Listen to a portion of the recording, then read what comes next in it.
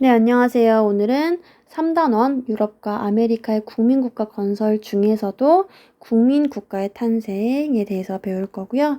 그리고 밑으로 내려가시면 이탈리아와 독일의 통일에 대해서 배워보도록 할 겁니다. 함께 같이 보도록 하겠습니다. 자, 시민혁명 이후에 조금 크게 해드릴게요. 네. 시민혁명 이후에 유럽 및 아메리카의 자유주의와 민족주의가 확산이 되죠. 그치? 확산이 되고 국민국가라고 하는 개념이 출현하게 됩니다. 국민국가라고 하는 거는요, 통일된 영토 및 동일한 민족의식이나 이념을 지닌 국민을 바탕으로 해서 일반적으로 국민이 주권을 가지는 근대 국가 체제라고 합니다. 그러니까 국민이 이제 국가의 주인이 되는 거겠죠. 자, 영국은요, 우리가 이제껏 배웠듯이 첫 시간부터 배웠듯이 청교도 혁명과 명예혁명을 거쳐서 입헌 정치의 통치 아래 있는 그런 국가의 정체성을 확립을 하는 거고요. 미국과 프랑스는 공화정 체제를 수립합니다. 여기서 지금 보시면 영국은 저번에 시간에도 배웠듯이 그 청교도 혁명 그리고 메리아 윌리엄을 공동왕으로 추대해서 권리 장정까지 승인시키는 명예혁명을 거치면서 입헌 정치, 입헌 군주제의 토대를 마련했다라고 얘기를 했었어요. 네, 그리고 명예혁명이라고 하는 개념은 피 한 방울 흘리지 않고 혁명을 일으켰기 때문에 명예혁명이라고 하는 명칭이 붙었습니다. 자, 미국 같은 경우에는요, 미국의 독립전쟁이 일어났었죠. 네, 영국으로부터 미국이 독립을 하면서 공화정이 수립이 되고 대통령으로 워싱턴이 등장을 했다라고 얘기했었어요. 그리고 프랑스 같은 경우에는 어제까지는 그 나폴레옹 3세가 이끄는 제2제정에 대해서 배웠고 거기까지가 이제 마무리였잖아요. 근데 이 제2제정이 또 붕괴가 돼요. 그 이유가 나폴레옹 3세가 열심히 그 각국의 전쟁에 나서는데 대부분 많이 실패를 해요. 그래가지고 국가 재정도 악화되고 프랑스가 위기에 처해요. 그러면서 재정을 끝내고 제3공화정, 그러니까 공화정을 다시 수립을 하는 게 프랑스입니다. 그래서 미국과 프랑스는 공화정 체제를 수립을 한다라고 보시면 될 것 같아요. 네, 굳이 또 적어드리자면,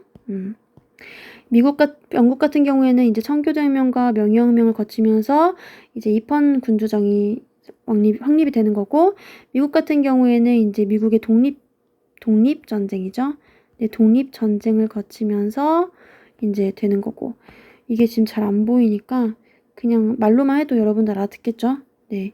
그리고 프랑스 같은 경우에는 원래는 루이 나폴레옹, 즉 다시 말해서 나폴레옹 3세가 이끌었는데 전쟁에서 계속 지고 크림 전쟁에서 지고 그 다음에 밑에 있는 그 독일과 있는 그 프로이센하고의 전쟁에서도 또 져요. 그러니까 이 계속 전쟁에 지니까 공화정 체제를 수립하는 게 이제 프랑스다라고 보시면 될 것 같습니다. 그래서 이렇게 보시면 될 것 같고, 유럽과 아메리카의 국민국가들은 대내외 전쟁을 통해서 국민국가로의 일체감을 강화하기도 합니다. 특히 나폴레옹의 유럽 정복 전쟁은요, 각국의 자유주의와 민족주의를 자극했었죠. 이 부분이 계속 나오고 있어요. 그러니까 중요함을 알 수가 있겠죠. 이 과정에서 각 나라는 통일을 이루거나 새로운 국가로 독립하면서 국민국가로 성장합니다. 이 시기에 독립을 이루어 새롭게 탄생한 유럽의 국민국가에는 어떤 나라들이 있을까요? 라고 지금 얘기하고 있는데, 밑으로 내려오시면 또 이탈리아와 독일도 국민국가로서 움직이기 시작을 하는 거죠. 한번 보도록 하겠습니다. 자, 민족주의 확산과 프랑스 2월 혁명의 영향으로 인해 가지고요. 이탈리아와 독일의 통일은 시작이 됩니다. 자, 이탈리아의 통일을 주도한 것은 사르디냐 왕국인데요. 이탈리아는 좀 다른 색깔로 체크를 해드리겠습니다. 자, 이탈리아 같은 경우에는요. 사르디냐 왕국에서부터 중심이 돼가지고 통일을 이루기 시작을 해요.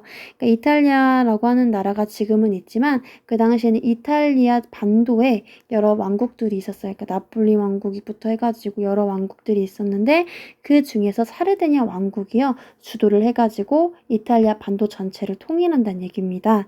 자, 사르디냐 왕국의 재상 카보우르라고 하는 사람 기억하셔야 됩니다. 카보우르를 중심으로 해가지고 산업과 군대를 육성하고 프랑스의 지원을 받아서 오스트리아와의 전쟁에서 승리합니다. 그래서 이탈리아의 중부와 북부를 통합하는 거죠. 이게 카보우르 사르디냐 왕국에서 실시한 내용이에요. 자, 그랬더니 어디가 남냐면 이탈리아 남부가 남는 거죠. 북부와 중부를 통일했으니까 남부가 남는데 이 남부를 어떻게 통일시킬까라고 이제 카보로가 고민을 하고 있는 찰나에 이탈리아 남부에서는 이 가리발디라고 하는 사람이요. 의용대를 이끌어요. 이 의용대 이름이요. 여기 지금 사진 보시면 가리발디와 붉은 셔츠단 의용대라고 되어 있거든요. 의용대 이름은 붉은 셔츠단이에요. 말 그대로 붉은 색깔 옷들을 입고 있죠.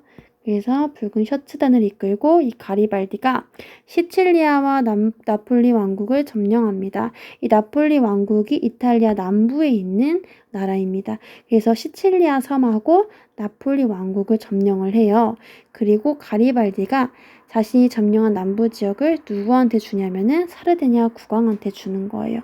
그래서 통일된 이탈리아 왕국이 탄생하게 되는 겁니다. 자, 지금 이거 잘 보시면은 이 지도를 보고 좀 설명을 해드릴게요. 옆에 페이지로 넘어가시면 활동 1번에 이 지도가 나와 있어요. 여기 지금 보시면은 자, 지금 이탈리아 북부가 있고 중부가 있고 이렇게 남부가 있고 그 다음에 시칠리아 섬이 있고 이런 식으로 되어 있다는 얘기지. 자, 여기 지금 보시면 북부하고 중부는 어느 나라가? 네, 사르디냐 왕국에서 이끌었던 이 카보우르 제상을 중심으로 사르디냐 왕국이 북부와 중부를 가져가요. 그랬더니 남부가 남았어. 그 남부를 누가? 이 가리발디라고 하는 사람이 이렇게 남부를 장악을 해요. 그랬더니 가리발디라고 하는 사람이 정말 대단한 거는 이 남부와 이 시칠리아를 장악을 했으면 당연히 이 카보우르가 이끄는 이 사르디냐 왕국하고 대립을 할 수 있음에도 불구하고 그러질 않고 어떻게 하냐면은 이렇게 대립을 하는 경향이 아니라 이 가리발디가 카보우르 제상 그리고 그 당시 사르디냐 왕한테 이 남부와 시칠리아 섬을 갖다 바치는 형식으로 이탈리아 통일을 이루게 되기 때문에 이 가리발디라고 하는 사람은 굉장히 유명하고도 굉장히 존경받는 인물로 꼽히고 있습니다.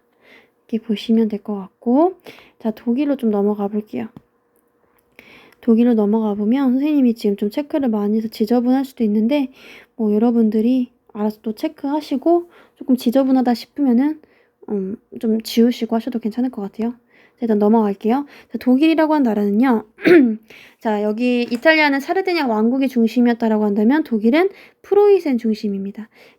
프로이센 중심으로 해가지고 관세 동맹이라고 하는 게 체결이 되거든. 이 관세 동맹이라고 하는 건 뭐냐면 독일 내에서도 여러 왕국들이 있을 거 아니에요. 그 왕국들이 서로 지나갈 때마다 이 관세를 물었대요. 세금을 물었는데 이 세금을 내지 않겠다라고 하는 게 관세 동맹이거든요. 그러니까 이제 세금을 내지 않고 우리 좀 똘똘 뭉칩시다라고 하는 게 이 프로이센이 내걸었던 그런 주장 방식이에요. 그래서 프로이센을 중심으로 관세 동맹이 결성되면서 경제적으로 통일을 먼저 이룬대요. 그리고 나서 프로이센에서 누가 등장하냐면 제3 비스마르크가 등장을 하는 거죠. 근데 비스마르크의 생각은 좀 달라요. 어떻게 독일을 통일을 이룰 것인가 라고 하는 그 물음에 비스마르크라고 하는 사람은요. 철혈 정책이라고 하는 걸 내세워요. 이게 뭐냐면 옆 페이지로 가시면 이 비스마르크가 얘기하는 내용에 오직 철과 피, 이 철과 피가 뭐냐면 군대와 전쟁만이 이 독일의 문제를 해결할 수 있다. 그래서 철혈 정책으로 독일의 통일을 이룹시다라고 얘기하는 거예요. 그러니까 뭐 회의오나 뭐 우리 이렇게 합시다라고 하는 뭐 그런 정책이 아니라 그냥 정쟁 나가서 승리하자. 이게 독일의 통일을 이루는데 가장 좋은 방법이다라고 주장을 하는 게 지금 비스마르크란 사람입니다. 이 비스마르크는요, 무력을 중심으로 하는 거죠. 그래서 군사력을 열심히 육성을 합니다. 그래서 이를 바탕으로 프로이센은 통일을 방해하던 오스트리아를 물리치고 북독일 연방을 결성했고요. 그리고 프랑스와의 전쟁에서도 승리해서 독일 제국을 수립하는 겁니다. 이 프랑스와의 전쟁을 뭐라고 부르냐면은 보불 전쟁이라고 불러요.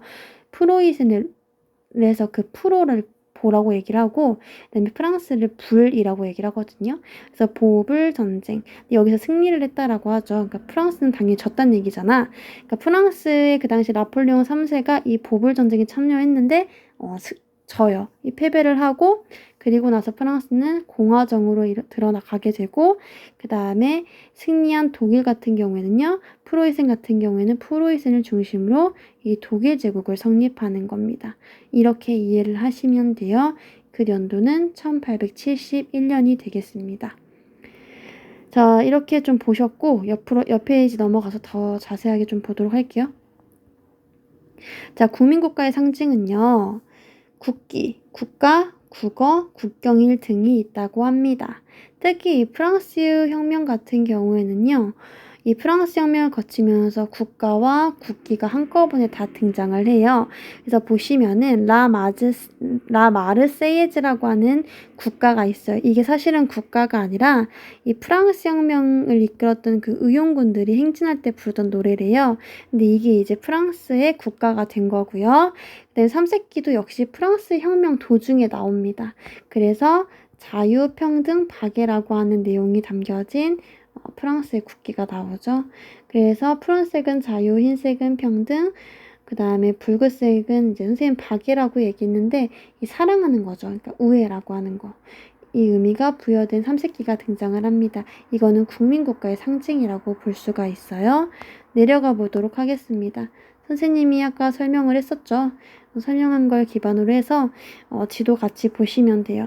그래서 이 북부와 중부는 사르데냐, 카보우르가 장악을 하고 이 남부 나폴리 왕국과 시칠리아는 이 가리발디가 장악을 해서 서로 대립하는 듯 했지만 가리발디가 카보우르, 사르데냐 왕국한테 주면서 이탈리아 왕국은 통일을 이루게 됩니다.